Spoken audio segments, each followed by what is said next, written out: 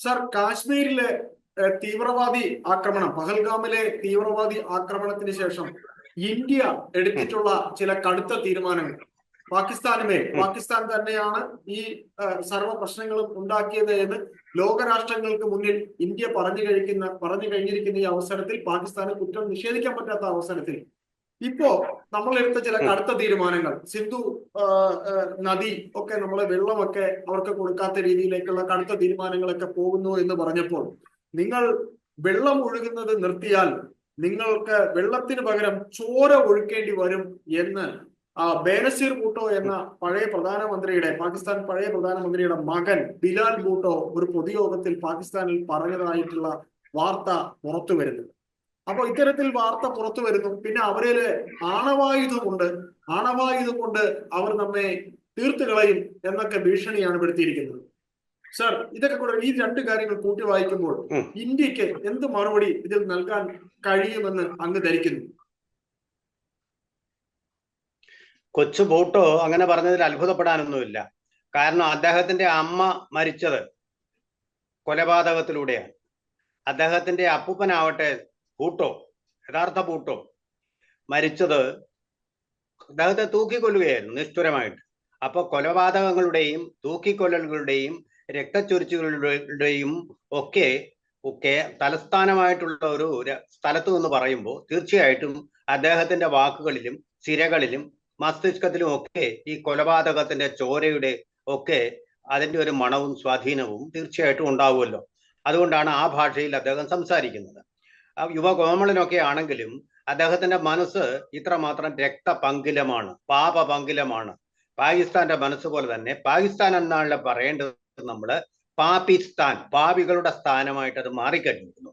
അപ്പൊ അതിന്റെ ഭാഗമായിട്ട് ആ സംസർഗ ഫലമായിട്ട് അദ്ദേഹത്തിന്റെ വാക്കുകളിലും മനസ്സിലുള്ള ആ പാപപങ്കിലമായ മനസ്സിലുള്ള വാക്കുകൾ പുറത്തു വരുന്നേ ഉള്ളൂ. അതുകൊണ്ട് പ്രത്യേകിച്ചൊന്നും ഇല്ല. ചോര അങ്ങ് ഒഴുക്കി കളയും എന്നൊക്കെ പറയാൻ അങ്ങനെ അങ്ങ് ഇരുന്നു കൊടുക്കുകയില്ല ഇനി ഇന്ത്യ എന്ന് നമ്മൾ തെളിയിച്ചു കഴിഞ്ഞിട്ടുണ്ട്. പഹൽഗാമില് ഇതിന്റെ കൊടി പിടിച്ച ആളുകളുടെ എല്ലാം, ഇതിന് കഞ്ഞി വെച്ചു കൊടുത്ത ആളുകളുടെ എല്ലാം വീടുകൾ ഇപ്പൊ തകർത്തുകൊണ്ടിരിക്കുക. ഒരൊറ്റ ആളും ചേർക്കാനില്ല. നോക്കിക്കോളൂ, നമ്മുടെ പട്ടാളക്കാരെല്ലാം അവരുടെ ഉണ്ട്. എന്താ ഒരൊറ്റ ഒരെണ്ണം അനങ്ങാത്തത്? എന്താ ഇപ്പൊ ഒളിച്ചുപോയി മാളങ്ങളിലിരിക്കുന്നത്? ചിലർ പറയുന്നത് കേട്ടു പർദ്ദയിട്ട് നടക്കുകയാണ്. അപ്പൊ സുരക്ഷിതമാണല്ലോ, ആരും നോക്കുകയോ ചെക്ക് ചെയ്യുകയോ ചെയ്യില്ലല്ലോ. അത് മതനിന്ദയായി തീരുമല്ലോ എന്നതുകൊണ്ട് അങ്ങനെ ആ മതത്തിന്റെ മറവിൽ ഒളിച്ചിരിക്കുകയാണ് ഈ ധീരവീര പരാക്രമികൾ, പഹൽഗാമിലെ ധീരവീര പരാക്രമികളും അവരെ സഹായിച്ച ആളുകളും. അപ്പൊ ഇവിടെ പാകിസ്ഥാനിൽ ഇരുന്ന് ഇവർ വീരവാദം മുഴക്കിയിട്ടൊന്നും കാര്യമില്ല. സിന്ധു നദീജലത്തെ സംബന്ധിച്ചിടത്തോളം അവർക്ക് ഏറ്റവും വലിയ ഒരു ഷോക്ക് ഏൽപ്പിക്കുന്ന തീരുമാനമാണ് നമ്മൾ എടുത്തിട്ടുള്ളത്. അതായത് സിന്ധു നദീജലത്തിന്റെ അതിനോടുള്ള ഒപ്പമുള്ള 3 നദികളുടെയും ഏകദേശം 66% ഈ കരാർ പ്രകാരം നെഹ്റുവിന്റെ കാലത്തുണ്ടാക്കിയ 1960 ഉണ്ടാക്കിയ ഈ കരാറിന്റെ ഫലമായിട്ട് പാകിസ്ഥാന് നമ്മൾ സൗജന്യമായിട്ട് വിട്ടുകൊടുത്തിരിക്കുകയാണ്. അവരവിടെ വിദ്യുത് ശക്തി ഉൽപ്പാദിപ്പിക്കുന്നു, കൃഷിക്ക് ഉപയോഗിക്കുന്നു. പഞ്ചാബ് സംസ്ഥാനം ഉൾപ്പെടെ പാകിസ്ഥാനിലെ ഏതാണ്ട് 60% കൃഷിയുടെയും സ്രോതസ് എന്ന് പറയുന്ന ഇന്ത്യയിൽ നിന്ന് ഉത്ഭവിക്കുന്ന ഹൈന്ദവ സംസ്കാരത്തിന്റെ കളിത്തൊട്ടിലായിരുന്ന സിന്ധു നദിയിലെ വെള്ളമാണ്. അതിന്റെ ഊറ്റത്തിലാണ് 2 വട്ടം ഇന്ത്യയോട് യുദ്ധം ചെയ്തതും അവര് സിംല കരാർ ലംഘിച്ചുകൊണ്ട് പലപ്പോഴും കാർഗിലിലേക്ക് കടന്നു കയറി ആക്രമണം നടത്തിയതും അതുപോലെ തന്നെ പ്രോക്സി വാർ എന്ന് പറയുന്ന കാശ്മീരിനെ രക്തപങ്കിലമാക്കുന്ന, ഇന്ത്യയെ ബ്ലീഡ് ചെയ്യണം എന്നുള്ള ഉദ്ദേശത്തോടു കൂടി നടത്തിയ യുദ്ധങ്ങളുമല്ല ഈ വെള്ളത്തിന്റെ ഗുണഫലങ്ങൾ അനുഭവിച്ചുകൊണ്ടാണ്. ഇത് കുടിക്കാനുള്ള വെള്ളമല്ല, പക്ഷെ ഇത് നിർത്തിക്കഴിഞ്ഞാൽ പാകിസ്ഥാൻ ദാഹിച്ചു മരിക്കും. തൊണ്ടയ്ക്ക് വെള്ളമിറക്കാനില്ലാതെ മരിക്കുന്ന ഒരവസ്ഥയിലേക്ക് പോകും. അത് ഏതൊരു കൊടിയ യുദ്ധത്തെക്കാളും ഭീകരമായിട്ടുള്ള ഒരു അവസ്ഥയായിരിക്കും പാകിസ്ഥാനിൽ സൃഷ്ടിക്കുക എന്നുള്ളത് എല്ലാവർക്കും അറിയാം. കാരണം ഇപ്പോൾ തന്നെ പട്ടിണിയും പരിവട്ടവുമായിട്ട് കൊച്ചു ഭൂട്ടോയുടെ വേഷവിധാനങ്ങൾ മാത്രമേ ഉള്ളൂ. അവിടെ അകത്ത്, രാജ്യത്തിനകത്ത്, നാടിനകത്ത് പട്ടിണിയും പരിവട്ടവുമാണ്. അവരുടെ ഏറ്റവും വലിയ സ്റ്റേപ്പിൾ ഫുഡായിട്ടുള്ള ആട്ട പോലും കിട്ടാനില്ല. ആട്ട വരുന്ന വണ്ടികൾക്ക് പിന്നാലെ നമ്മുടെ നാട്ടിൽ വരൾച്ച കാലത്ത് വെള്ളത്തിന് പിന്നാലെ പായുന്ന ആളുകളെ പോലെ പായുകയാണ് ജനങ്ങള്. അതിന് തന്നെ വലിയ വില കൊടുത്താണ് ആട്ട വാങ്ങേണ്ടി വരുന്നത്. ജനങ്ങൾ ആകെ അസ്വസ്ഥരാണ്. ബലൂച്ച് പ്രവിശ്യയിലെ 4 അർദ്ധ സൈനികരെ അവർ കൊന്നത് കഴിഞ്ഞ ദിവസമാണ്. അതിനു മുമ്പ് തീവണ്ടി തടഞ്ഞു നിർത്തി അവരുടെ പട്ടാളക്കാരെ ബന്ദികളാക്കിയിരുന്നു. പട്ടാളക്കാരുടെ പേടിയും അവരുടെ 2 കൈയും ഉയർത്തിക്കൊണ്ടുള്ള കീഴടങ്ങലും എല്ലാം നമ്മൾ കണ്ടിട്ടുള്ളതാണ്. അത്രയേ ഉള്ളൂ ഈ വീരത്വത്തിന് പിന്നിലുള്ള ധീരത എന്ന് പറയുന്നത്. വാചകമടിക്കാനൊക്കെ എളുപ്പമാണ്.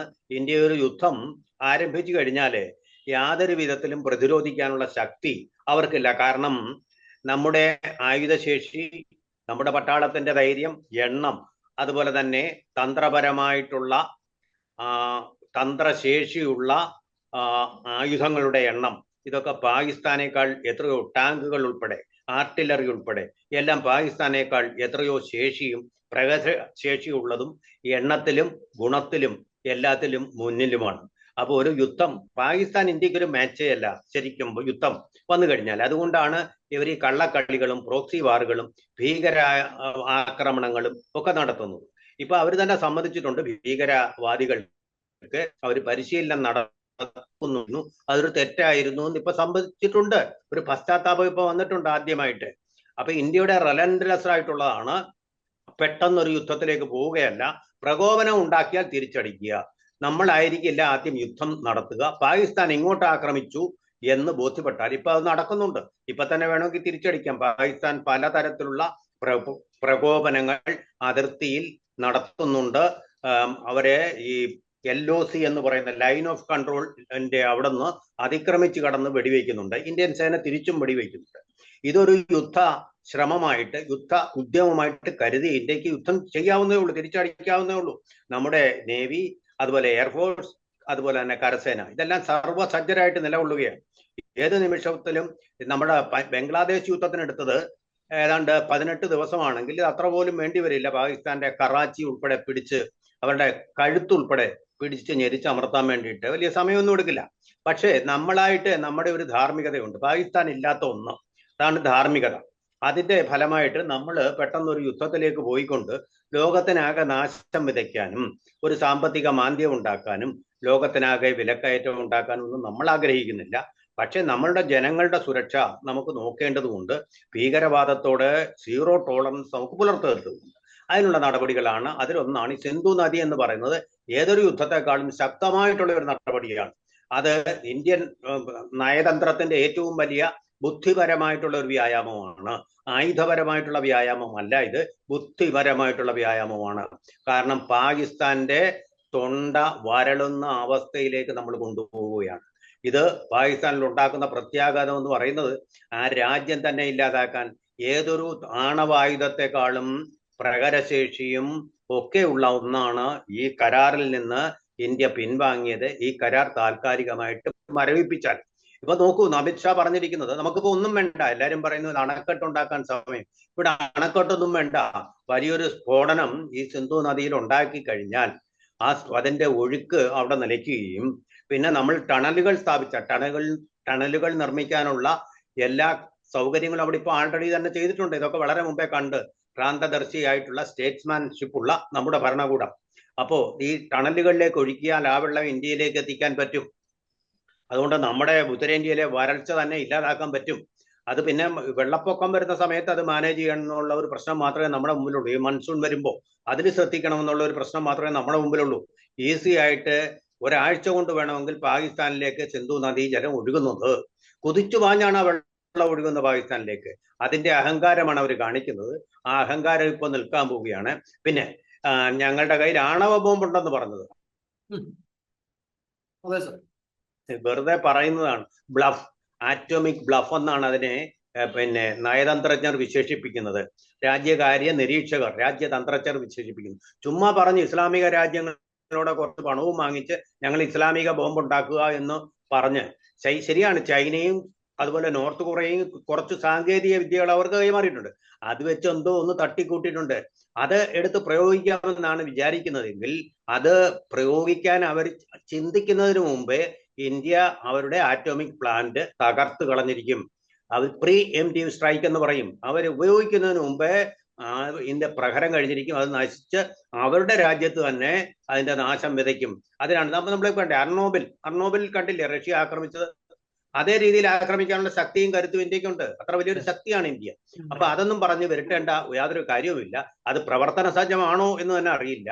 ഇത് വെറുതെ പിന്നെ നമ്മുടെ മൂർഖൻ പാമ്പ് പണം വിടർത്തും, അത് ശരിയായിട്ടുള്ള ഒരു പണം വിടർത്തലാണ്. അതുപോലെ തന്നെ പുളവനും ചില സമയത്ത് തല ഉയർത്തി നമ്മളെ പേടിപ്പിക്കാൻ വേണ്ടി പണം ഉയർത്തുന്നത് പോലെ കാണിക്കും. പക്ഷേ പുളവനെ നമ്മൾ ഭയക്കുകയില്ല, തല്ലിക്കൊല്ലും എന്ന് പറയുന്ന പോലെ ഒന്ന് വിരട്ടാൻ വേണ്ടിയിട്ട് പറയും ആണവം ആണവം എന്ന് പറഞ്ഞിട്ട്. ഇവർക്ക് ഈ ആണവം എന്ന് പറയുന്ന വിഷപ്പല്ലില്ല എന്നുള്ളതാണ് ശരി. അത് ഉപയോഗിക്കാനുള്ള സാമർഥ്യവും അവർക്കില്ല. ഇതാ ഉണ്ട്, അതിന്റെ സൗകര്യങ്ങളൊക്കെ പോകാൻ പോകുന്നത് ഇപ്പോ അവിടെ അവർ ഊട്ടി വളർത്തുന്ന ഭീകരരിലേക്കാണ് താനും. അതുകൊണ്ട് ആ ഭീഷണി അതൊക്കെ നമ്മൾ മനസ്സിലാക്കിക്കൊണ്ടാണ് യുദ്ധത്തിന് പുറപ്പെടുക. അപ്പൊ ആ ഒരു ഭീഷണി നമ്മൾ കാണാതൊന്നുമല്ല. അതുകൊണ്ട് യാതൊരു വിധമായ ദോഷവും നമുക്ക് ഉണ്ടാക്കുകയില്ല എന്നുള്ളതാണ് കണ്ടുകൊണ്ട് തന്നെയാണ് നമ്മുടെ യുദ്ധതന്ത്രജ്ഞരും ധീരരുമായിട്ടുള്ള പട്ടാളക്കാര് നമ്മൾ സജ്ജമാണ് എന്ന് പറയുന്നത്. ഇതെല്ലാം കണക്കിലെടുത്തുകൊണ്ടാണ് പറയുന്നത്.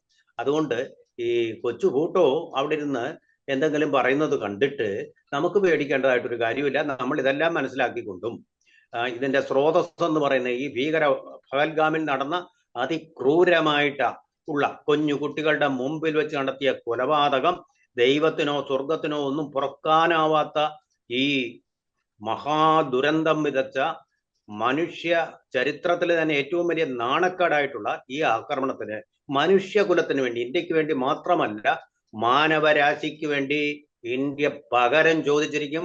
പാകിസ്ഥാന്റെ ഒരു അണുബോംബും ഒരു ഭൂട്ടോയും അതിന് തടസ്സമാവില്ല. ഈച്ച വിലങ്ങ് പറക്കാതെ എന്ന് പറയുന്ന പോലെ ഇവരെയൊക്കെ വിലങ്ങു പറക്കാൻ സമ്മതിക്കാതെ തന്നെ നമ്മൾ അത് നിർവഹിച്ചിരിക്കും. അതിന്റെ അതിനൊക്കെ ഓരോ സമയമുണ്ട്. ആ സമയത്ത് തന്നെ നടത്തിയിരിക്കുന്ന കാര്യത്തിൽ എനിക്ക് വിശ്വാസമുണ്ട്.